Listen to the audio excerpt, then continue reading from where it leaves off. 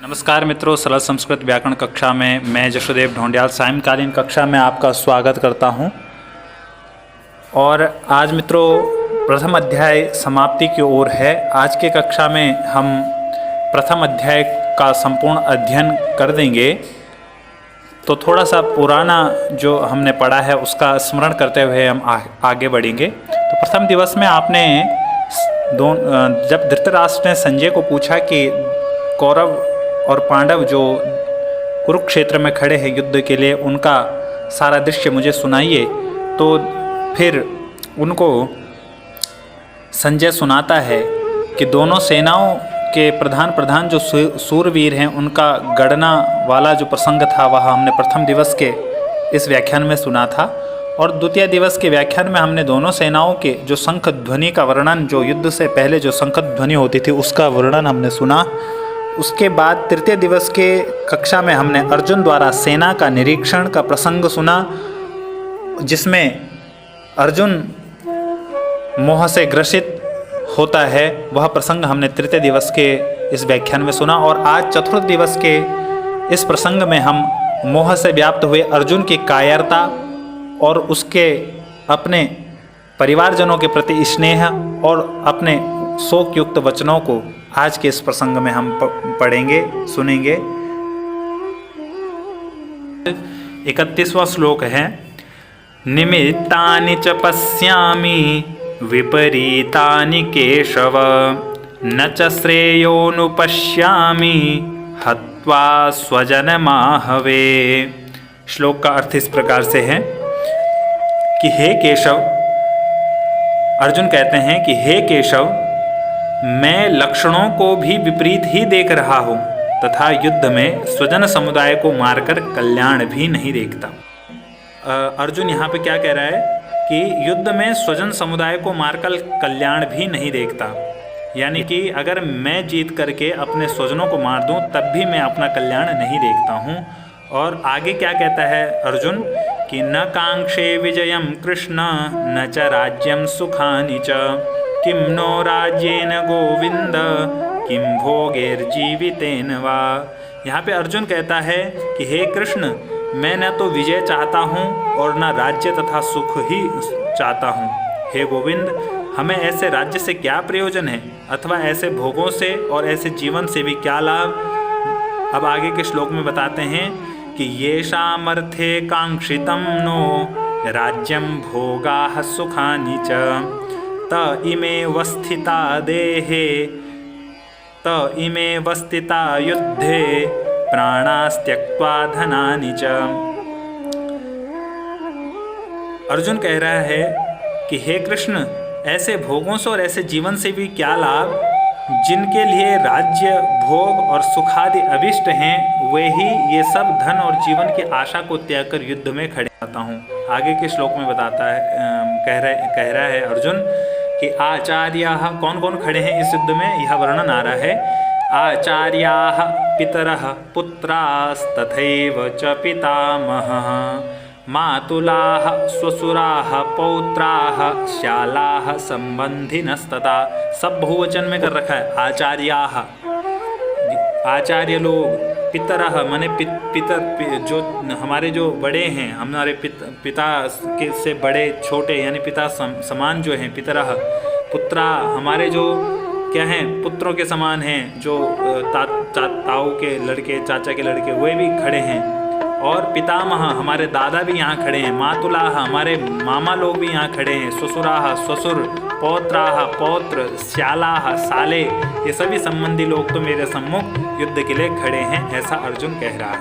आगे के श्लोक में एतान्न हन्तुमिच्छामि, मैं इनको नहीं मारना चाहता हूँ, ऐसा अर्जुन कह रहा है। एतान्न, एतान माने इनको, न माने नहीं, हन्तु माने मारना, इच्छामि माने चाहता हूँ। घ्नतोऽपि मधुसूदन अपि त्रैलोक्यराजस्य हेतोः किं नु मही कृते। अर्जुन कहता है कि हे मधुसूदन, मुझे मारने पर भी अथवा तीनों लोकों के राज्य के लिए भी मैं इन सबको मारना नहीं चाहता, फिर पृथ्वी के लिए तो क्या ही क्या मैं इनको मारना चाहूँगा, अर्थात नहीं मारूँगा।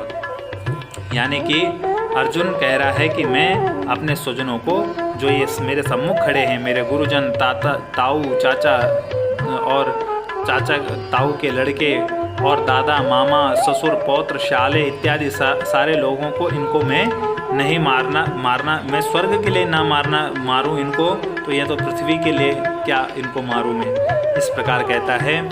आगे के श्लोक में आता है वर्णन कि निहत्य धार्तराष्ट्रान्नः का प्रीतिः स्यात् जनार्दन पापमेवाश्रयेदस्मान् हत्वैतानाततायिनः। अर्जुन कहता है कि हे जनार्दन, धृतराष्ट्र के पुत्रों को मार करके हमें क्या प्रसन्नता होगी, अर्थात कोई भी प्रसन्नता नहीं होगी। इन आतताइयों को मारकर तो हमें पाप ही लगेगा। आगे के श्लोक में क्या कहता है कि तस्मान्नार्हा वयं हन्तुं धार्तराष्ट्रान् स्वबान्धवान् स्वजनं हि कथं हत्वा सुखिनः स्याम माधव। अर्जुन कहता है कि अतएव हे माधव, अपने ही बांधव धृतराष्ट्र के पुत्रों को मारने के लिए हम योग्य नहीं हैं, क्योंकि अपने ही कुटुंब को मारकर हम कैसे सुखी हो सकते हैं। अर्जुन कह रहा है कि यह सभी तो मेरे कुटुंबी जन हैं, इनको मार करके मैं कैसे सुखी हो सकता हूँ, इस प्रकार कह रहा है।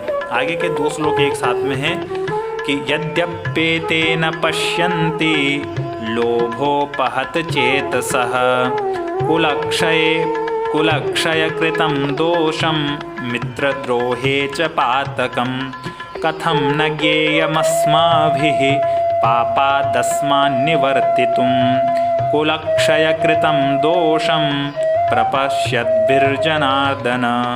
अर्थ है कि यद्यपि लोभ से भ्रष्ट चित्त हुए ये लोग कुल के नाश से उत्पन्न दोष को और मित्रों से विरोध करने में पाप को नहीं देखते, तो भी हे जनार्दन, कुल के नाश से उत्पन्न दोष को जानने वाले हम लोगों को इस पाप से हटने के लिए क्यों नहीं विचार करना चाहिए। फिर कहता है कि कुलक्षये प्रणश्यन्ति कुलधर्माः सनातनाः धर्मे नष्टे कुलं कृत्स्न मधर्मोऽभिभवत्युत। अर्जुन कहता है कि कुल के नाश से सनातन कुल धर्म नष्ट हो जाते हैं। धर्म के नाश हो जाने पर संपूर्ण कुल में पाप भी बहुत फैल जाता है।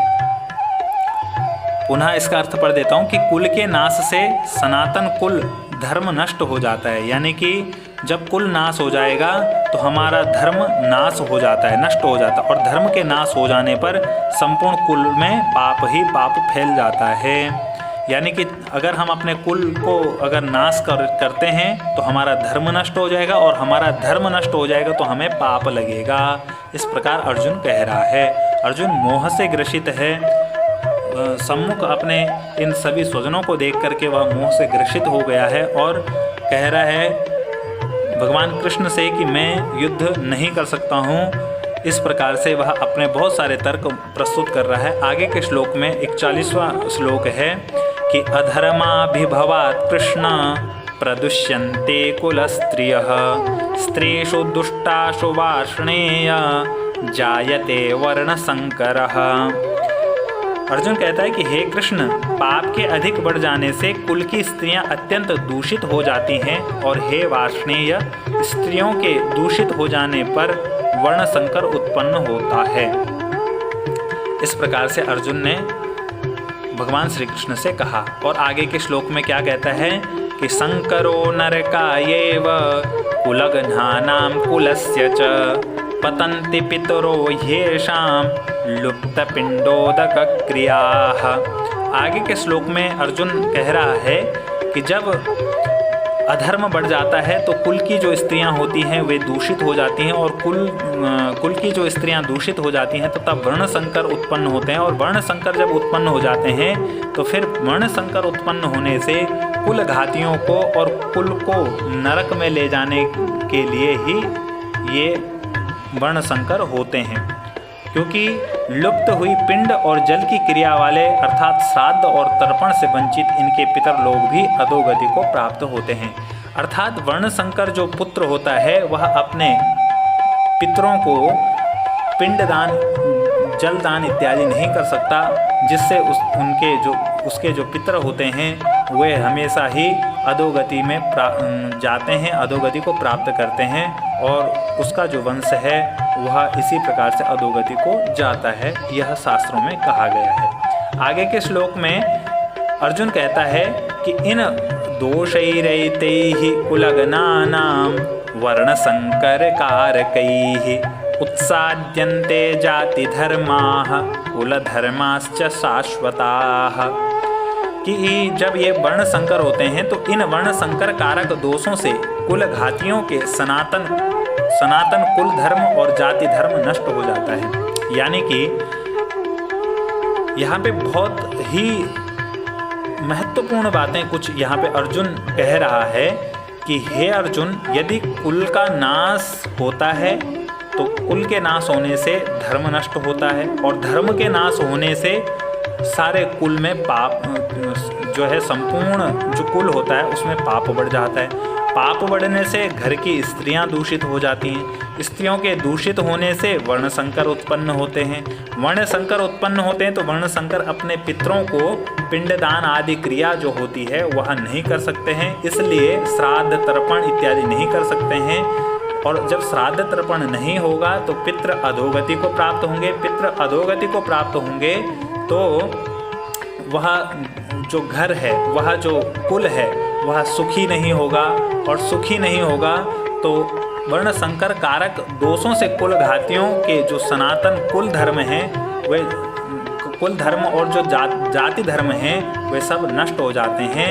इस प्रकार से यहाँ पे अर्जुन बहुत ही महत्वपूर्ण बातें जो वर्तमान में घटित हो रही हैं उन बातों को कह रहा है। आगे के श्लोक में अर्जुन भगवान श्री कृष्ण से कह रहा है कि उत्सन्न कुल धर्माणाम मनुष्याणाम जनार्दन नरके नियतम वासो भवतीत्यनुसुश्रुमा।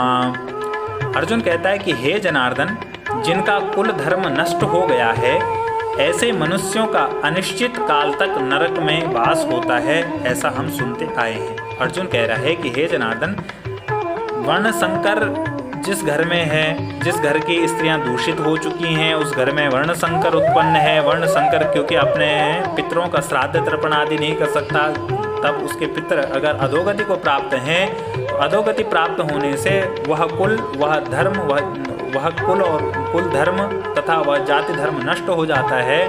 उस कुल का जाति धर्म कुल धर्म नष्ट हो जाता है और कुल धर्म नष्ट हो जाने से मनुष्य अनिश्चित काल तक नरक में वास करता है, ऐसा हमने सुना है, ऐसा शास्त्रों में वर्णन है। यह अर्जुन कह रहा है भगवान श्री कृष्ण को। और अगले श्लोक में कि अहो बत महत् पापम कर्तुं व्यवसिता वयं यद्राज्य सुख लोभेन हन्तुं स्वजनमुद्यताः।